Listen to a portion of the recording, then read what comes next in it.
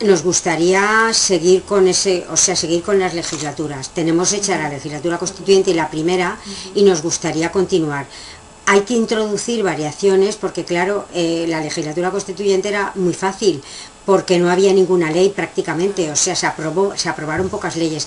Pero claro, cuando entramos en la primera legislatura, donde hubo toda una reforma de carácter legislativo, al aplicarse la Constitución, o sea, hay que revisar toda la legislatura anterior desde la perspectiva constitucional, ahí te das cuenta que es muy difícil seguir el hilo de las diputadas, porque en un proyecto de ley, un debate, intervienen diputadas y diputados, y no puedes entender lo que dice la diputada si no te enteras de si no sigues el debate también con el diputado. Claro, no se trata, es un poco complejo. Entonces tendríamos que revisar lo que es la metodología, pero teníamos intención de seguirlo. Y luego dentro de lo que es la red feminista, que somos las que hicimos el libro, sí que teníamos idea de hacer los materiales para el estudio de la Constitución desde la perspectiva de género, que ya hicimos un primer congreso sobre eso, sobre la reforma, sobre qué podría implicar la perspectiva de género en los estatutos de autonomía y en la Constitución, y tenemos un primer paso de lo que ha significado la reforma estatutaria, la introducción de una Carta de Derechos. Es que antes los estatutos no tenían prácticamente, así como la Constitución necesariamente tiene que tener una parte orgánica y una parte dogmática. La parte dogmática son los derechos y la parte orgánica son lo que son las relaciones entre los órganos y qué órganos constitucionales hay. En un estatuto los derechos prácticamente no existían, porque se entendía que eran los constitucionales.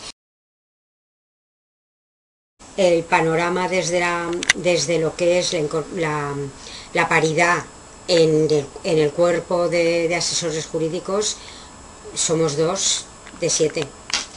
Y en el resto de los parlamentos predominan, o sea, se nota que al principio los que entraban eran los hombres. Pero bueno, va cambiando. Sí, se nota al principio, pero ha sido interesante ver la evolución. Muy bueno, sí, ha sido interesante, sí. Sí, medianamente optimista, sí, moderadamente, sí. Yo creo que sí, yo creo que a pesar de que al final, pues por ejemplo, el quitar el Ministerio de Igualdad ha sido un palo, o sea, no tenía sentido haberlo creado para luego haberlo quitado, no tenía ningún sentido, porque aparte ha sido una cuestión más de imagen que de economía, porque no era el Ministerio de Igualdad no tenía unos recursos tan grandes como para notarse dentro del presupuesto. Hombre, siempre se nota, pero tampoco era tanto. Pero a mí me parece que se han dado pasos importantes, quizá más en un plano, o sea, quizá en este caso, así como hay otras veces que la práctica va por delante de la ley, en este caso quizá la norma ha sido programática, ha ido por delante de lo que podía ser la realidad social. Entonces la ley de igualdad, por ejemplo, costará que llegue que se apliquen todos los preceptos de la ley de igualdad, porque conlleva la reforma de muchas otras leyes.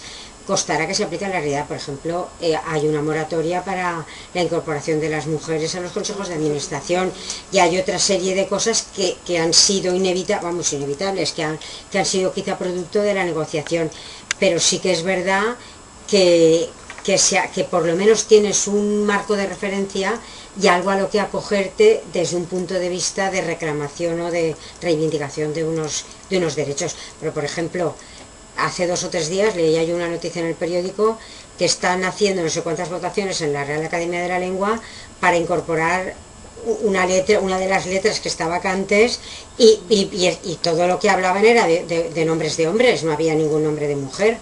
Entonces estaban todo el rato que fulanito, que menganito, que tal, que no conseguían la mayoría, pero en ningún momento, eso es claro, porque las academias son órganos dentro de un Estado democrático, no democráticos, o sea, son como antes era la monarquía, o sea, no son democráticos en su funcionamiento, porque una vez los han elegido, son ellos los que eligen.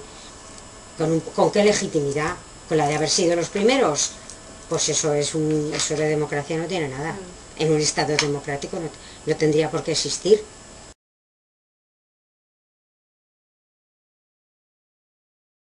Me ha gustado mucho porque es verdad, yo he sido la primera profesora de toda España de Derecho Constitucional, o sea, la primera que accedí por oposición, que era como si dijéramos funcionaria, Claro. de toda España, y eso que yo estuve como 8 años o así, un poco retirada de la universidad, porque tuve 4 hijos, y entonces digamos que no me dejé la universidad, pero no estás allí con pleno rendimiento. Imagínate lo que significa que en el año 79, prácticamente al final, hice yo la oposición y todavía no había ninguna mujer de Derecho Constitucional. ¿Eh? En otras ramas del derecho puede haber alguna, pero en Derecho Constitucional no había. También es cierto que entonces había muy poca gente numeraria, muy poca gente funcionaria en la universidad.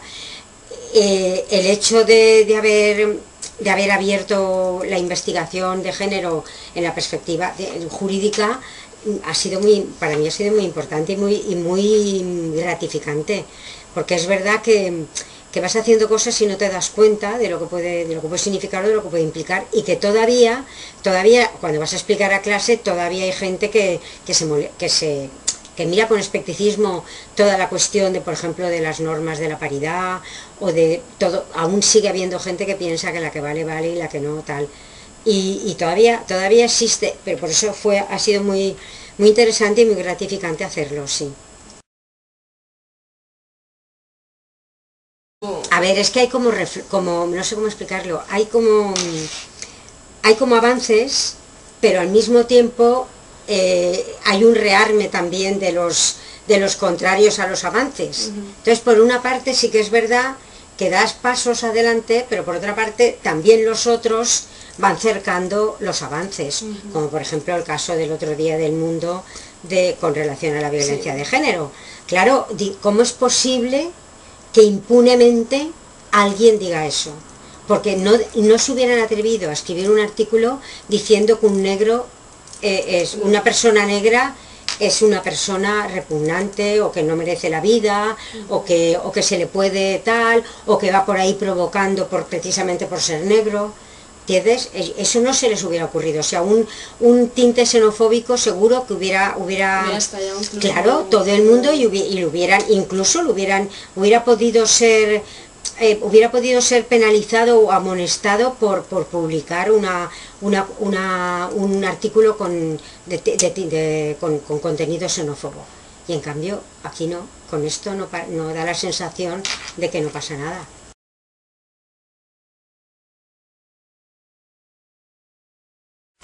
Yo no le echaría la culpa nunca a las mujeres, nunca. Es que es muy difícil sustraerse a toda la presión mediática imaginaria que hay, que te dicen que es verdad lo que dijo el otro día, que las mujeres se ponen guapas porque quieren ponerse guapas para nosotras. Yo creo que eso no es exactamente así, o sea, que no es exactamente así, pero sí que es verdad que hay toda una presión de anuncios de lo que pueden ser las técnicas de venta, que hacen que te van machacando, o sea, que te hacen. Entonces, sí que es cierto que ellas piensan que son iguales y que no quieren pensar que todavía quedan cosas, sino que tienen un enfoque más hacia la realización personal, hacia piensan.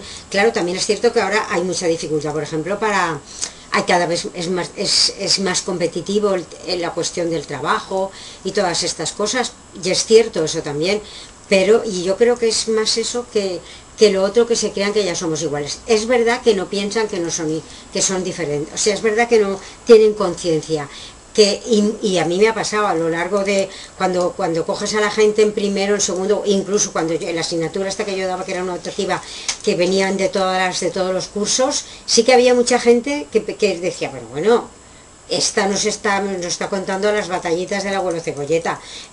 y se tropiezan con eso, a lo mejor, cuando van a buscar trabajo o cuando se dan cuenta que no caminan por la calle con la misma tranquilidad a las 12 de la noche que un hombre de su misma edad y ese tipo de cosas, pero no lo quieren reconocer porque, claro, de alguna forma no quieren sentirse diferentes, me da a mí la sensación, no sé.